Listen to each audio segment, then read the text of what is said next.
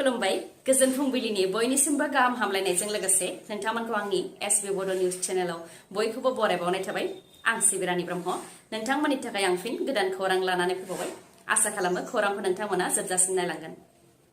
एक्स बयफ्रेन्डनि गाग्लोबनायाव गाज्रियै जोखोम जानो गोनां जादों सासे बर' सिख्लाया गुवाहाटीआव बिकास डेकानि गाग्लोबनायाव जोखोम जादों 21 बोसोर बैसोनि उर्मिला ब्रह्मआ फोरमायथिनाय बायदिब्ला उर्मिला ब्रह्म आरो बिकास डेकाया 5 बोसोर मोजां मोनज्लायदोंमोन आरो थांलाय फैलाय सोमोन्दो दंमोन नाथाय 5 बोसोर मोजां मोनलायनायनि उनाव उर्मिला ब्रह्मआ गुबुन हौवाखौ मोजां मोननायनि उनावनो बिकास डेकाया उर्मिलानि सायाव गाग्लोबदों मोनानि 9 रिंगायाव हाथायाव थांनाय समावनो गोबौ हाथियारजों बिकास डेकाया उर्मिलानि सायाव गाग्लोबदों जायजों गोदोना आरो उदैयाव जोखोम जानो गोनां जादों उनाव जोखोम जानाय थासारियाव आइजोखौ GMCH देहा फाहामसालियाव थिसननोबो गोनां जादों आरो उर्मिला ब्रह्मखौ गाग्लोबनायनि उनाव खारखोमानानै दंमोन बिकास डेकाया दा पुलिसा बिकास डेकाखौ हमनो हाबाय आरो उर्मिला ब्रह्मखौ गाग्लोबनाय सिखाखौबो जब्द खालामनो हाबाय फोरमायथिनो गोनांदि बिकास डेकाया सासे गारि सालायग्रामोन आरो बायहाथा सारियालिनि थागिबिमोन ओजोंहाय उर्मिला ब्रह्मआ हाथिगावनि आबाहान पाटाव भारा न'आव थायोमोन गोलाव बोसोर मोजां मोनलायनायनि उनाव उर्मिला ब्रह्मआ गुबुन सेंग्राखौ मोजां मोननायनि थाखायनो बेखौ सहायनो हायैनि थाखाय बिकास डेकाया उर्मिलानि सायाव गाज्रि गाग्लोबदों जायजों उर्मिलाया गाज्रियैनो जोखोम जानो गोनां जादों जानो गोनां उफ्रा बिधानसभा बिसायख'थिनि थाखाय बिजेपि दोला गावसोरनि बिजाथिनि मुंखौ फोसावनानै होबाय मोनबा बियाबनि मादाव मोनथाम बियाबाव बिजेपि दोलोआ गेलेगोन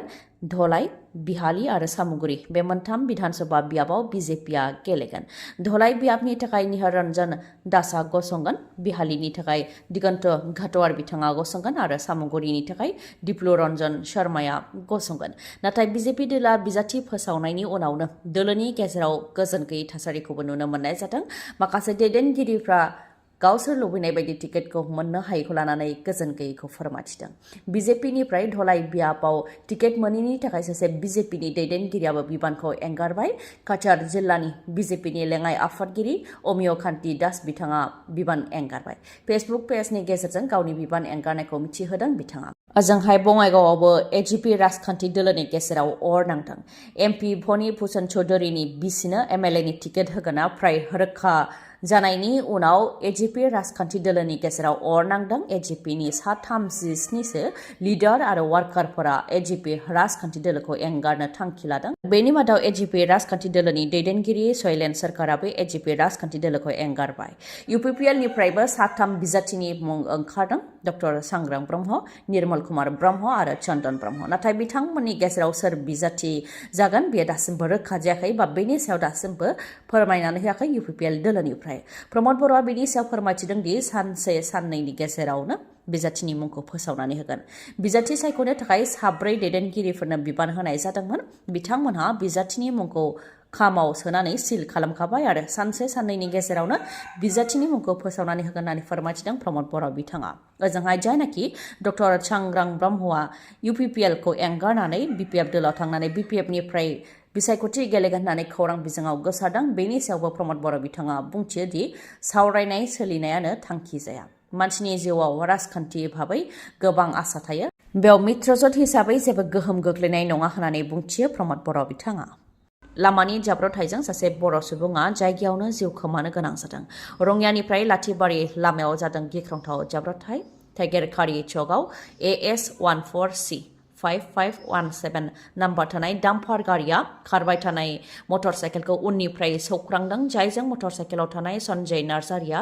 जायगायावनो जिउ खोमानो गोनां जादों फोरमायथिनो गोनांदि सन्जय नार्जारिया तामुलपुर पुलिस थानानि सिङाव थानाय बाबु नार्जारिनि फिसाज्लामोन 30 बोसोर बैसोनि बिथाङा मटर साइकेलजों मोनानि समाव फैगासिनो दंमोन बेयावनो डाम्पार गारिया उननिफ्राय बिथांखौ सौख्रांफैदों जायजों बिथाङा जायगायावनो जिउ खोमानो गोनां जादों जाथाय जानायनि उनाव रायजो राजाफ्रा गान्धीबारि आउटपस्टनो खौरां हरनायाव गान्धीबारि आउटपस्टनिफ्राय नुजाथि फैनानै डाम्पार आरो डाम्पार सालायग्राखौ लानानै थांदोंमोन नाथाय मोनानि समाव रायजो राजाफ्रा आउटपोस्टआव थांनायाव डाम्पार आरो डाम्पार सालायग्राखौ नुनो मोनाखै जायनि थाखाय रायजो राजाफ्राबो खुद्रिनायखौ फोरमायथिदों आरो 24 घन्टानि गेजेरावनो जाहाथे राहा लायो बेनि थाखाय दाबि दैखांदों लोगोसे मोनफ्रोमबो चकआवनो जाहाथे स्पिड ब्रेकार लागायनानै होयो बेनि थाखायबो दाबि दैखांदों मानोना फुंनि समाव एक्सारसाइज खालामनो थाखाय गोबां ओंखारो आरो फरायसाफोरा फरायसालियाव थाङो बेयाव स्पिड ब्रेकार गैयिनि थाखायनो गोबां बेफोरबायदि जेंनाया जानो मोन्दों होननानै फोरमायथिदों रायजो राजाफ्रा जायनाखि गान्धीबारि आउटपोस्टआव डाम्पार सालायग्रा आरो डाम्पारा गैलामोन बेनि सायाव सोंथि खालामनायाव गान्धीबारि आउटपोस्टनिफ्राय बेखौनो फोरमायथिदों दि डाम्पार आरो डाम्पार सालायग्राखौ तामुलपुर थानायाव दैथायहरनाय जादों उप्रा विधानसभा बिसायख'थिनि थाखाय थाग थियारि जाबाय मित्रजोट दोलोआ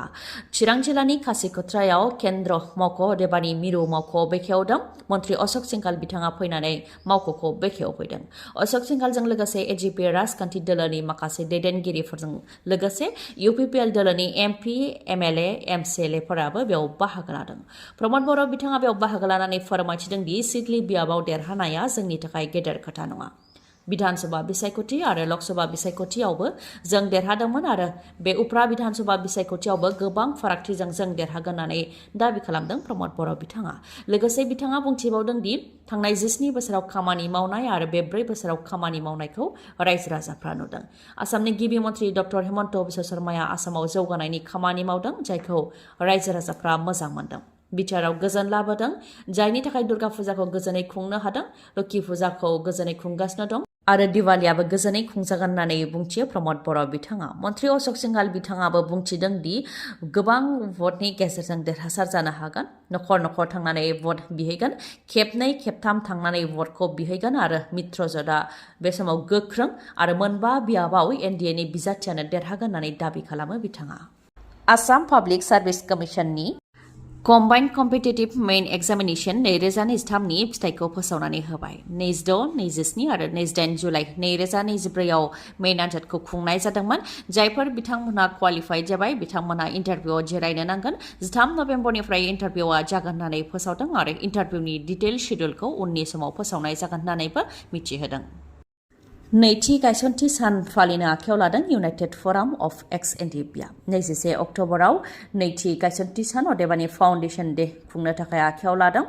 इउनाइटेड फराम अफ एक्स एनडिपिआ क'क्राझारनि थिथागुरि इरागदाव कमिउनिटि हलावनो बे हाबाफारिखौ खुंनाय जागोन होननानै फोरमायथिदों जेराव सेन्ट्रेल जिल्ला आरो साब डिभिजननि बारग' एनडिपिनि लिडार आरो केडारफोरखौ हांख्राय हरनायजों लोगोसे बिटिआरनि बायजोनि लिडार आरो केडारफोरखौबो हांख्राय हरदों होननानै फोरमायथिदों बेयाव बिथांमोना फैनानै जाहाथे गाजा गोमजायै खुंफैयो बेनि थाखायबो खावलायहरदों हाबाफारि बायदियै फुंनि समाव फिरफिला बिरहोनाय जागोन बेनि उनाव मुंख्लंफोरनो बिबारजों मान बावनाय जागोन बेनि उनाव आलासिफोरनो जाहोनाय जागोन होननानै फोरमायथिदों लोगोसे फोरमायथिबावदों दि जायनाखि इउनाइटेड फराम अफ एक्स एनडिपिआ एनडिपिफोरनि जेंनाखौ लानानै भारत सरकार आसाम सरकार आरो बिटिआर सरकारजों सावरायगासिनो दं बेयाव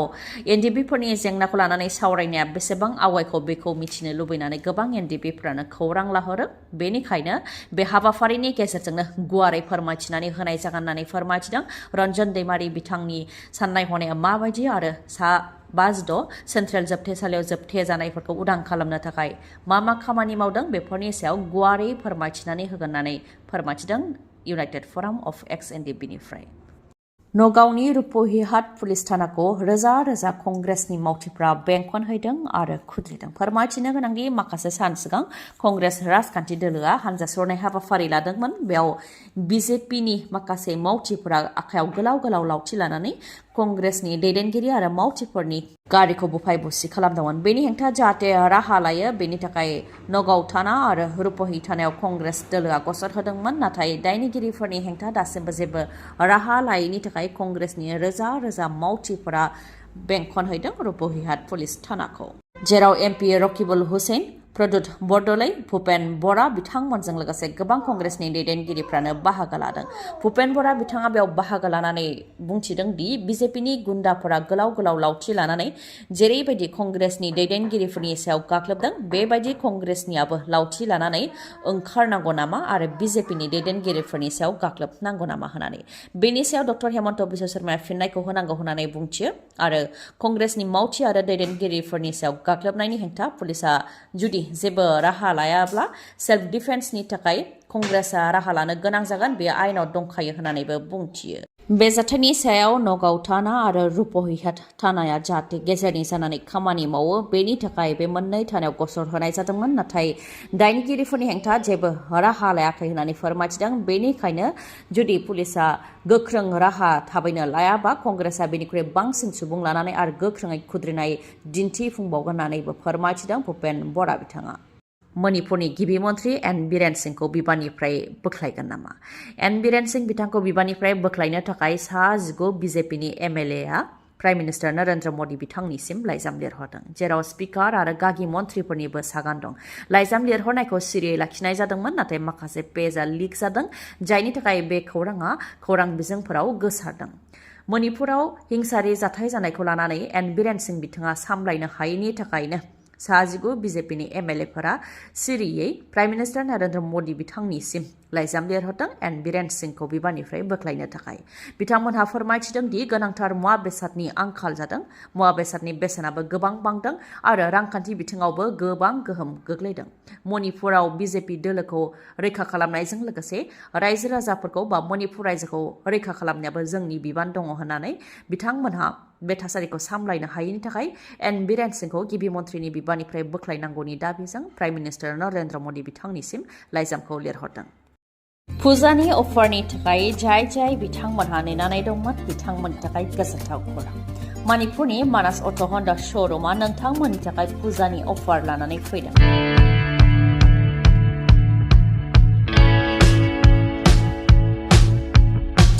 फुजानि थाखाय फोसावनाय अफारफोरा जाहैबाय साफ्रोमबो मटरसाइकेल बा स्कुटि बायग्राफोरा बेसेन नाङालासे 5,999 रांनि स्मार्ट वाच अदेबानि आखाइनि घड़ी मोननो हागोन लोगोसे बेसेन नाङालासे गंनै हेलमेट आरो टेंकि आबुं जाजासे पेट्रल मोननो हागोन बेनि अनगायैबो गोजाम मटरसाइकेल बा स्कुटिखौ सोलायनानै गोदान मटरसाइकेल बा स्कुटि लानो हानायनिबो खाबु दङ बे श'रुमाव आरो गोरलैयैनो फाइनान्सआव मटरसाइकेल बा स्कुटिखौबो मोननो हागोन नोंथाङा 6,999 डाउन पेमेन्ट होग्रोनानैनो जायखिजाया मटरसाइकेल बा स्कुटिखौ नोंथाङा गावनि न'आव लांनो हागोन मोजाङै मिथिबावनो थाखाय नोंथाङा 7002601255 नङाबा